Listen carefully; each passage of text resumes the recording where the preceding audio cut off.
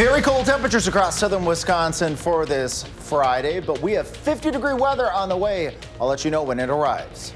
Plus, the Badger volleyball team battles for a shot at the national title game. We have highlights from last night's nail-biting finish against Kentucky. You're watching News 3 now at noon. Hello, everybody. Good to have you with us on this Friday. Josh is off today. We begin with the frigid below freezing temperatures outside, but that could change, and big time in the weekend as we head toward Christmas. Alex Harrington is watching the forecast with us. Boy, buckle up. Yeah, buckle up. It's going to be quite a ride. Hang on, because we're going to go at about 100 miles an hour here over the course of the next couple of days with our temperatures. I'm smiling here, not because it's 11 in Madison and 15 in Middleton and 11 in McFarland. I'm smiling because these temperatures are going to change drastically, as Susan was just teasing to here. Nothing warm about those temperatures out there right now, in the single digits right now to the lower teens. That's chilly stuff for this time of year. You factor in the wind. This is what it feels like. 1 in Madison right now, 0 in Lone Rock, 0 in Janesville. So very cold temperatures for your Friday afternoon. You're certainly going to need to bundle up if you spend any time outdoors this afternoon, and your furry friends too, even though the sun is out. Our low temperatures tonight, or excuse me, our low temperature for tonight, watch what happens after 5 o'clock, is going to be right around 11, 12 o'clock. At 19. So we'll have a low at around 19. Then those temperatures are going to increase overnight. If you see that on your First Horn weather app. Why are the temperatures warming up? It's because we're going to have warm air moving into southern Wisconsin, up to 36 for a high temperature Saturday afternoon, with a little bit of precipitation too with that warm up, a little brief mix on Saturday morning. Cold again on Sunday, but some real warm stuff on the way for Christmas. Just how warm, I'll let you know when I come back in about 10 minutes. All right, we'll see you in just a bit, Alex. Sure. Thank you. First at noon last night, the Wisconsin volleyball team took on the Kentucky Wildcats for a chance to play in the national title game. It was a dramatic back and forth all night, but in the end, unfortunately, the Badgers would fall short in the final set. Strong performances, though, from the Badger stars. Mimi Collier got her 10th double-double of the season, while Carter Booth would go on to get the most kills of her career. The Badgers took the first and third sets, but lost the deciding fifth set 13-15. Despite this, much of the team says they are not regretting their teamwork. Heartbreaking for everyone. We worked so hard this year, and I don't regret a thing. Losing's never fun, especially in a game like this, but I think there's so much love that this group has for each other. And tonight, we'll find out if Mimi Collier will win Player of the Year. She's one of 4 finalists, and we'll have that tonight on News 3 Now at 10. An amazing season. Congratulations to the Badgers.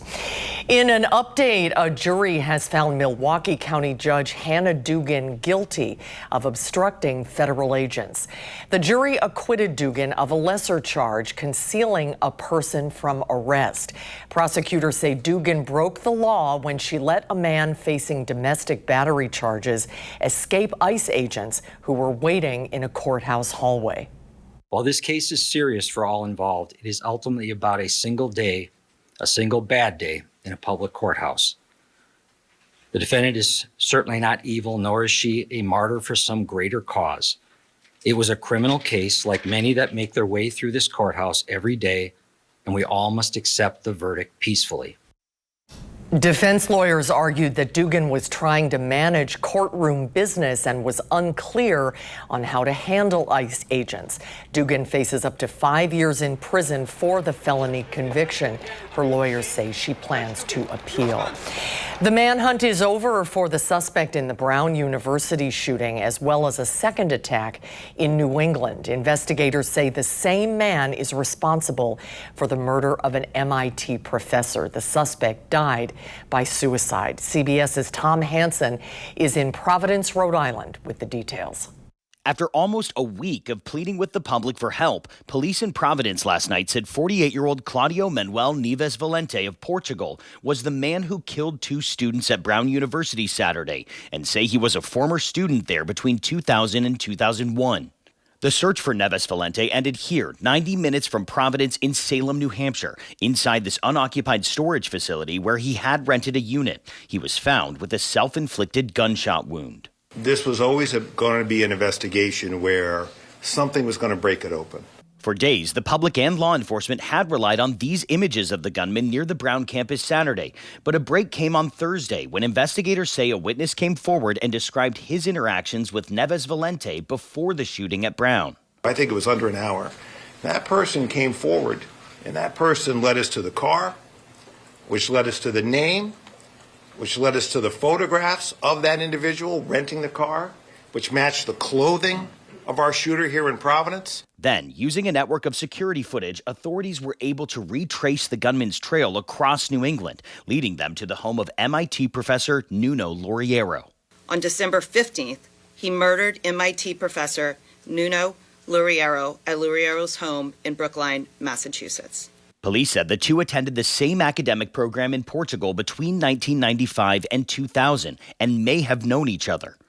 And following those revelations, Secretary Kristi Noem said the U.S. will put a pause on the diversity visa lottery program. Valente entered the country through that program in 2017. He was granted a green card. Now, as for investigators, they will continue to dig deeper on a motive.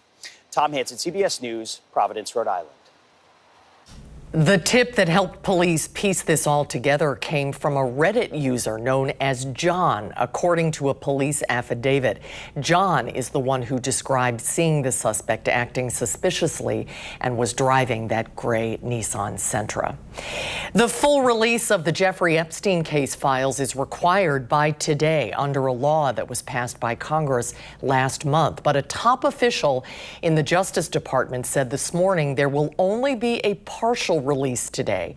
Deputy Attorney General Todd Blanche said several 100,000 documents will be released today, but the administration will release more over the next couple of weeks. Blanche said the delay is needed to make sure the victim's information is protected, but survivors have been demanding these records for years. This is about children. There is no place in society for exploitation, sexual crimes, or exploitation of women. They have been fighting for nearly 20 years to let the public know what happened to them, who was involved, and for some measure of justice by the federal government. Ahead of today's deadline, Democrats on the House Oversight Committee released another batch of nearly 70 photos from the Jeffrey Epstein estate. Images from this latest batch show Epstein's passport with a notation identifying him as a sex offender.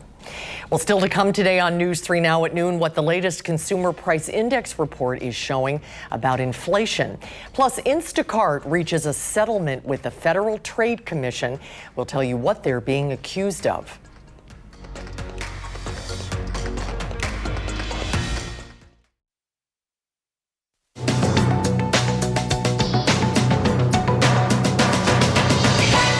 The latest Consumer Price Index report from the Labor Department shows inflation cooled to 2.7% in November compared to last year. That's the lowest annual reading since March of 2021. This as the latest CBS News poll on the economy shows many Americans believe their income is not keeping up with inflation.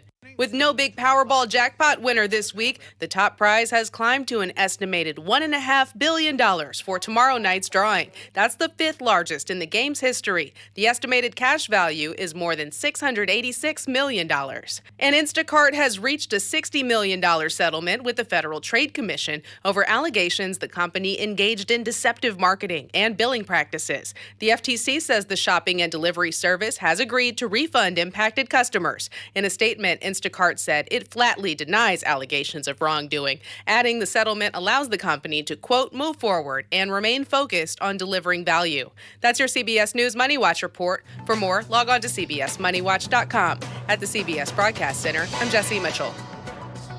Thank you, Jesse. Here's a look at stocks at midday. The work week ending in the green. The Dow is up 297 points. The Nasdaq is up 282, and the S&P 500 is up almost 61. Our call for action volunteers are in the building on this Friday, taking your consumer complaints and taking action on your behalf. You can call for action at 608-270-2833 or submit a claim anytime at channel3000.com/call for action. We'll say happy Friday to Farm Director Pam Jahnke when we come back, and Alex is tracking the first warn forecast.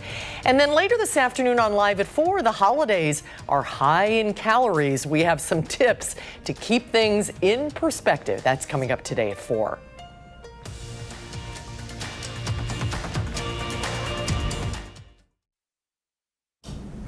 It's time for the Midwest Farm Report. Let's check in with Pam Jahnke. Oh, you got your Packers jersey on. You're ready to go. Happy Friday, Pam. Happy Friday to you as well, Susie Q. Yeah, staying warm any way I can. It's a long sleeve Packer gear today. Hey, as we start our Friday update, I just want to let you know that Dr. Julie Callahan has been confirmed as Chief Agriculture Negotiator in the Office of the U.S. Trade Representative. We are really hoping that she can start working some magic when it comes to carving new details out with international trade partners. She has a lot of experience with the Foreign Ag Service at USDA. She also is involved with the Food and Drug Administration. Dr. Julie Callahan confirmed as Chief Agriculture Negotiator in the Office of the U.S. Trade Representatives. Happy about that.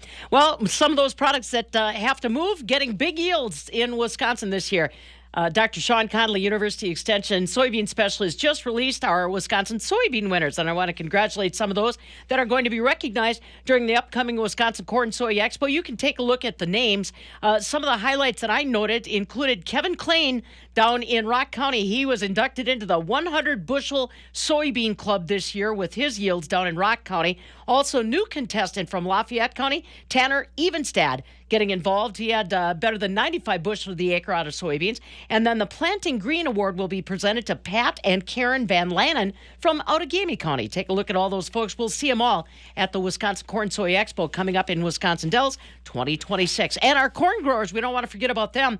National Corn Growers Association released some of the top yields in Wisconsin this week. Maybe some names that you'll recognize. Again, they're all across Wisconsin, and they have different practices that they employ to try to get those top yields. So again, congratulations, given the weather that we had, especially spring of 2025. It's nice to see some Wisconsinites topping those yields with more than 300 bushel to the acre on average. Congratulations.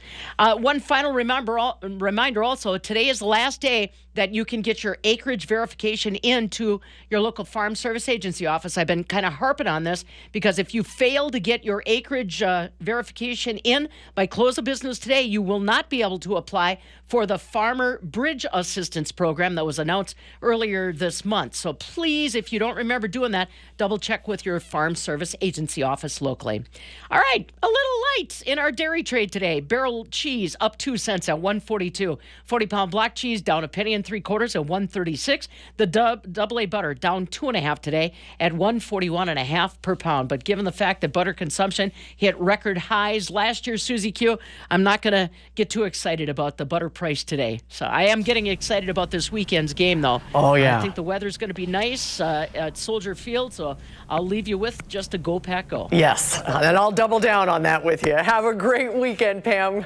Good to see you.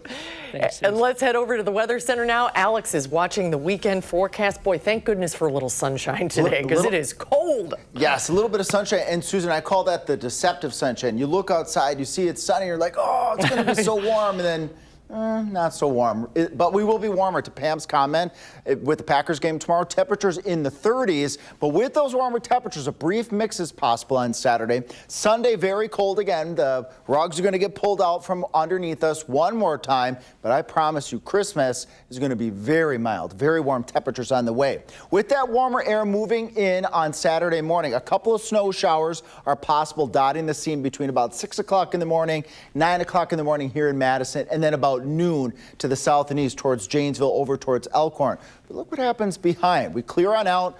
And these green arrows, sometimes people ask me, what are those? Well, that's the wind, and it's coming out of the north and out of the west. And when winds come out of the north and out of the west, we get a temperature change. So let's track our temperatures.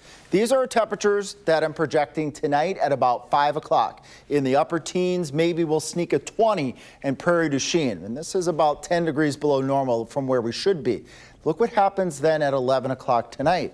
We're at 19 degrees in Madison, 20 in Mineral Point, 22 in Platteville, still 18 in the Dells. But the takeaway is the temperatures are rising overnight tonight. So our low will be right around midnight, and then our temperatures will soar here to 36, which is above normal in Madison. Contrast to that 33 in Camp Douglas. And remember, I said that the winds will be coming out of the northwest as we go later into Saturday. Look at all these darker blues up here to the northwest. That's colder air that's going to sweep in. Here we go. Rug gets pulled out underneath again. By Saturday at 10:30 at night, our temperatures are back into the single digits to the teens. We got one more Arctic blast to deal with, and the wind chills by Sunday morning would be between -10 and -15. Not quite at that dangerous category, but certainly you're going to want to bundle up if you're heading to church or brunch on Sunday. It will be a cold and breezy day, but then the warm stuff will eventually kick on in. Look at this. There's Sunday just really sticking out here. Look at our temperatures soar up to near 50 degrees by Thursday.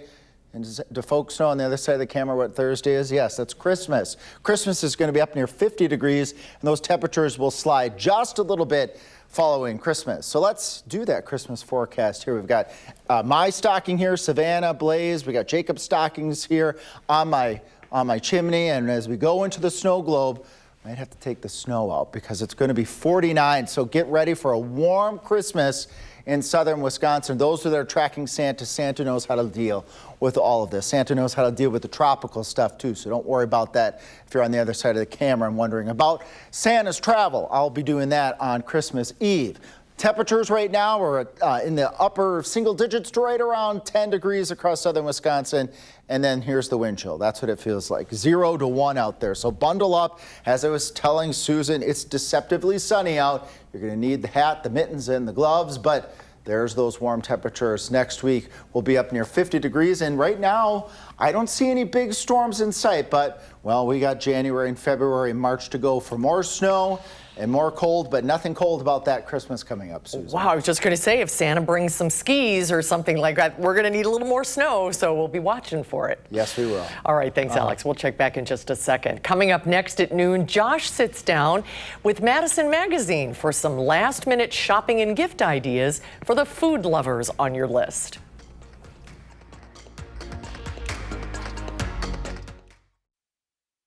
Well, welcome back. We've got Madison Magazine joining us, our food editor, Emma Waldinger. Emma, happy holidays to you. Happy holidays to you too, Josh. So this is such a special time of the year, and you're going to help us out because I know a lot of procrastinators out there, and you've got some really good local ideas for last-minute shopping. Yeah, absolutely, and myself included, so don't feel bad.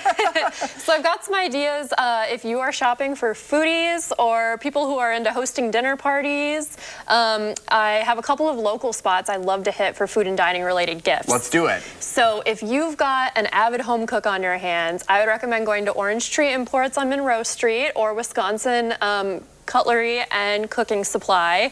That one's on University Avenue. They both have a huge range of cooking wares, utensils, pretty much anything you would want to use in the kitchen, even someone who's looking for something super niche. You could probably find it there.